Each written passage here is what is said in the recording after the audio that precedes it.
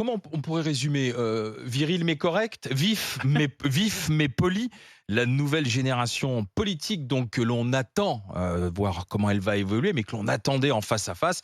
Eh bien, c'était hier sur France Télévisions, 1 heure entre le Premier ministre Gabriel Attal et la tête de liste Rassemblement national aux élections européennes, Jordan Bardella. Alors, on sait bien quelle était la stratégie, hein. Accepter le débat pour Gabriel Attal et Jordan Bardella. Jordan Bardella, c'est le favori des élections européennes. Il est loin devant la liste de la majorité. Donc pour Gabriel Attal, c'était montrer que justement, il peut reprendre des riens, qu'il peut contrer Bardella, qu'il peut le déstabiliser, montrer les lacunes du Rassemblement national. Un Jordan Bardella avec ses notes, un Gabriel Attal sans notes. En lisant un peu les commentaires, on dit en fait léger avantage au point à Gabriel Attal. Est-ce que c'est votre avis, Joël Dagosseri? Qui a gagné, qui a perdu? Ou match nul d'ailleurs?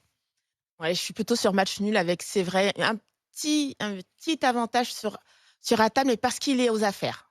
Et parce qu'il est aux affaires, on sent qu'il a une connaissance plus pointue des dossiers, de ce qui se traite actuellement, et ça s'est senti. Et quelque part, enfin, on va pas reprocher quelque part à Bardella de ne pas être aux affaires. Il n'y est pas, il n'y est pas, et Non, mais il forcément, veut y arriver.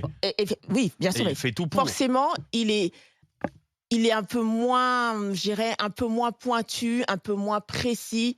Notamment, il y a C'est il y a embêtant. Quand tu es tête de bah, liste aux élections oui, et que tu aspires à aller à Matignon si bah, Marine Le Pen complètement, gagne, c'est embêtant. Donc tu l'as quand même complètement. trouvé Je l'ai trouvé un petit un peu peu en plus léger. dessous sur le fond, D'accord. même si je t'avoue que, enfin, c'était quand même pas, sympa à regarder. Ils se sont balancés Mmh. des chiffres, des Mmh. 2%, des 3%, Ouais. des C'est tonnes, et rédhibitoire. cetera. Enfin, il fallait quand même, être assez mathématicien pour, suivre le débat et savoir qui s'en sort le mieux et qui a raison sur l'impact de telle importation, de telle exportation, sur notre quotidien en tant que Mmh. Français. Donc je trouve que le débat était un petit peu haut perché. Un peu Alors trop c'est techno. Voilà, exactement, et tu avais du mal quand même à te projeter, à te dire: «Ah bah oui, si lui, il va aux affaires, si lui, il va à l'Europe, ça va changer quelque chose pour moi». Parce que ce qu'ils n'ont pas réussi à faire, c'est de rendre l'Europe, je dirais, de faire rentrer l'Europe dans notre quotidien. Ils n'ont pas réussi à faire cela, et j'irai encore un petit peu plus loin parce que j'ai regardé après eux parce Mmh. que, voilà, j'ai ce Oui, que je c'est d'ailleurs regrette. assez baroque, ça d'ailleurs. C'est-à-dire Mais que tu fais un débat Premier ministre et c'est tête de ça, liste aux élections c'est européennes, ça, et puis derrière, tu dis aux autres, écoutez, venez vous asseoir, c'est ça. Monsieur Bellamy, Madame Tondelier, et puis Bah, vous commentez ce que vous avez vu, puis vous nous dites un peu ce que vous pensez, quoi. ouais, Un peu bah, gonflé, quoi. Ça Personnel. ça Ouais. c'est Oui, c'est c'était ça. un peu gonflé, et j'ai même eu l'impression, moi, que la deuxième partie de soirée, donc avec, Bellamy, avec, Aubry. Aubry, Ouais. on rentrait dans le sérieux, Ouais, tout d'un presque coup. plus Oui, intéressant. c'était presque C'était intéressant. très Je suis d'accord avec intéressant, toi, ouais. on rentrait dans le sérieux, je me sentais concernée, Mmh. là où avant, c'était juste pour voir un match de boxe, mais en réalité, qui a perdu, qui a gagné? Moi, je dis que si on s'arrêtait à ces 2-là, pour Mmh. ceux qui se sont arrêtés à ces 2-là et qui ont fermé, la Ouais. télé après, bah, ils ont perdu quelque chose parce qu'en fait, tout se passait après. Mmh. Mmh. Monsieur Antoine Diers, qui a gagné, qui a perdu? Alors, si on fait un peu de métaphore sportive, tu sais qu'en foot, j'y connais rien, mais moi, c'est la politique que je suis depuis que je suis tout jeune, et j'espérais un beau match avec, de jeunes joueurs. Toute la scène politique, c'est tous des jeunes aujourd'hui, Ah c'est ouais. c'est sympa, c'est toute C'est ma ça toute qu'on ma voulait génération, regarder aussi, oui, bien et sûr. en fait, Côté le casting. ils ont joué un jeu hyper vieux. Pour moi, c'est match nul parce que les 2 se sont retrouvés à jouer comme jouaient les vieux politiques, à s'envoyer des chiffres, et cetera. Alors, malgré tout, moi, j'ai envie de donner une prime techno à Attal. OK, Attal, tête bien faite, et cetera, et j'ai envie de donner une prime sincérité à Bardella. Bardella a été, parmi les 2, celui qui quand même assume le mieux, sa vision, et ose le dire, notamment sur l'immigration.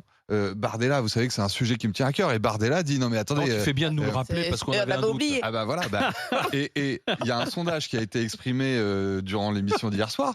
C'est le premier sujet, pour les Français sur l'élection Sur européenne, l'élection européenne, l'immigration. d'ailleurs. Donc, Oui, mais d'ailleurs, et il n'a pas Bardella, été très bon, Bardella, là-dessus, parce que alors, il a la pas été double très frontière, bon il a eu du mal à techniquement, expliquer son mais concept. Hein. en revanche, il a été très bon au plan des idées. Il dit: «Bah oui, il faut qu'on jugule, l'immigration Oui, rapidement». oui, mais Là où non. Attal a un truc: «Oui, mais non, mais vous pouvez pas dire ça». Mais ils veulent quoi là, les macronistes? Ils sont pour ou ils sont contre l'immigration?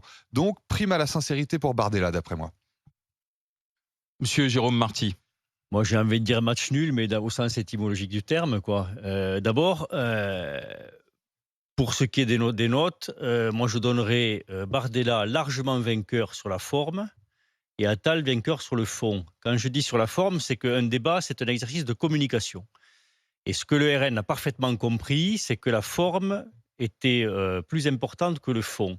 Et donc, quand on regarde à la fois la posture de Bardella, qui est constamment vers l'avant, qui est beaucoup plus vif, beaucoup plus incisif, physiquement plus fort, Plus imposant, semble-t-il, c'est ça. plus imposant, Ouais.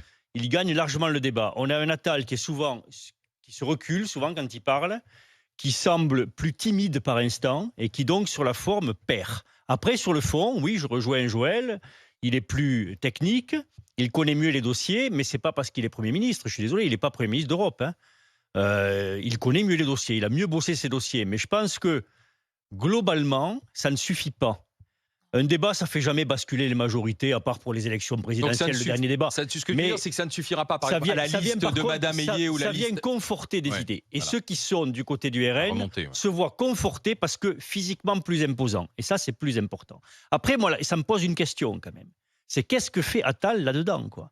Pourquoi, pour la deuxième fois, on nous met pour une élection qu'ils nous disent primordiale quand même, historique, primordiale, on nous met une inconnue.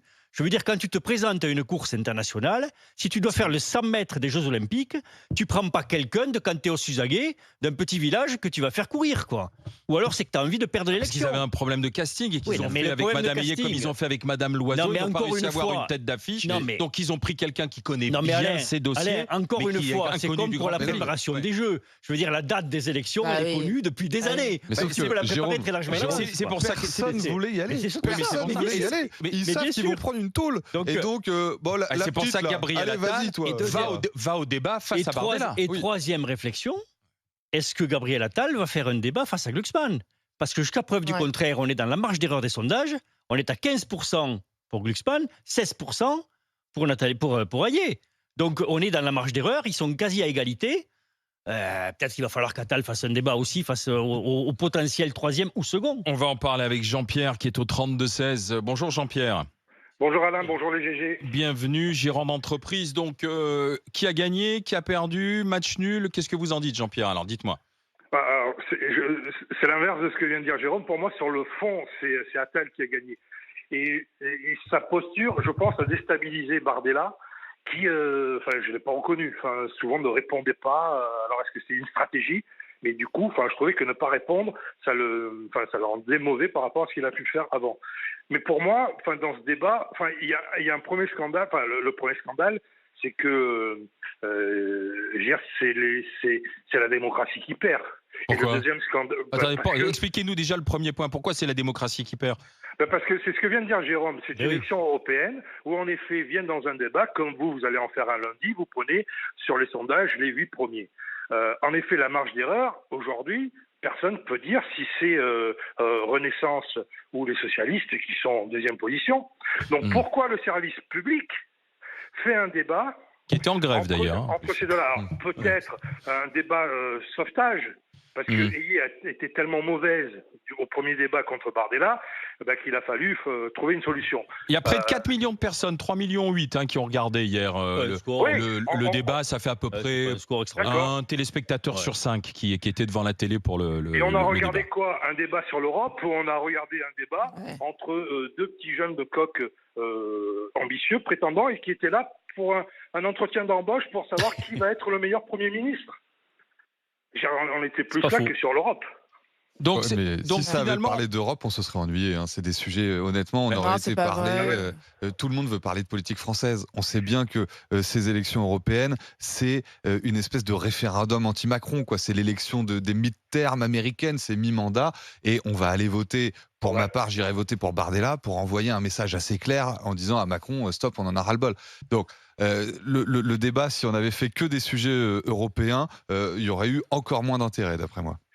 Oui, mais après, dans ce débat, en tout cas, ça fait avancer quoi? Ceux qui ont l'intention de voter Bardella, ça n'a rien changé. Ceux qui veulent, au pire, je pense que ceux qui voulaient voter peut-être pour Renaissance vont peut-être réfléchir à deux fois. Ils vont peut-être aller sur Glucksmann, parce que là, c'est un serment. Ayé, ils l'ont. Ça fait un peu, si vous permettez, ça fait un peu sauf qui peut, quoi. Je crois que là, ils sont en train de réaliser tout d'un coup le cataclysme que va représenter un RN qui fait plus du double des voix du parti au pouvoir. Parce que ça va être ça. ils vont faire plus du double des voix. Et ça va être un vrai cataclysme politique. Et donc là, tout d'un coup, ils sont en train d'essayer de sauver les meubles par rapport à une candidate qu'ils ont mis qui n'imprime pas. Enfin, je veux dire, les Français ne l'impriment pas, les Français ne la connaissent pas. Et puis, et pire, n'ont pas envie de la connaître. C'est ça qui est terrible, au fond, quoi. Et si je peux me donc, permettre- voilà, sauf qui peut, quoi. Et si Allez-y, je peux me Jean-Pierre. permettre, ce qui doit les rendre très fébriles, que le Rassemblement national termine premier, c'est quasiment un fait. Et après, à eux de se poser des questions de pourquoi. En tout cas, c'est ce que veulent peut-être les Français. Mais là où ils sont peut-être en danger, c'est que peut-être ils ont des sondages qui leur montrent qu'aujourd'hui, ils vont pas finir deuxième, mais Oui, troisième. bien sûr. Mais Mais là où vous avez sûr. raison, Jean-Pierre, c'est hier la tâche de Gabriel Attal, du Premier ministre, c'était d'essayer de faire passer auprès des Français, c'est pourquoi il faut continuer à être européen, pourquoi il faut continuer à voter pour l'Europe et pourquoi il ne faut pas être contestataire de cette Europe.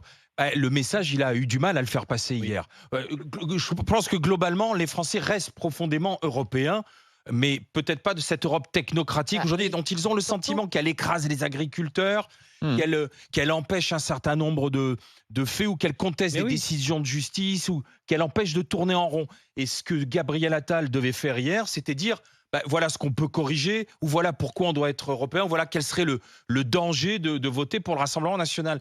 Mais il n'a pas réussi à le faire passer hier. Et je suis assez d'accord avec vous et avec Jérôme, c'est-à-dire que le bloc qui finalement dit l'Europe technocratique, on n'en veut plus, il s'est consolidé hier en fait. Le bloc Jordan Bardella, à mon avis, il n'a pas bougé. Et il aura peut-être même grappillé encore quelques points. Mais Jean-Pierre, on va continuer la discussion. Et je vous remercie d'avoir été avec nous dans les GG. Bonne journée à vous, Jean-Pierre. Merci, Jean-Pierre. Après Lyon, on va aller dans un instant dans le Finistère, mais puisqu'on parle des élections européennes, le débat événement, il est lundi sur RMC et BFM TV, 20h30. Apolline de Malherbe et Maxime Switek mèneront la discussion avec les 8 principales têtes de liste aux européennes. Donc notez d'ores et déjà le rendez-vous.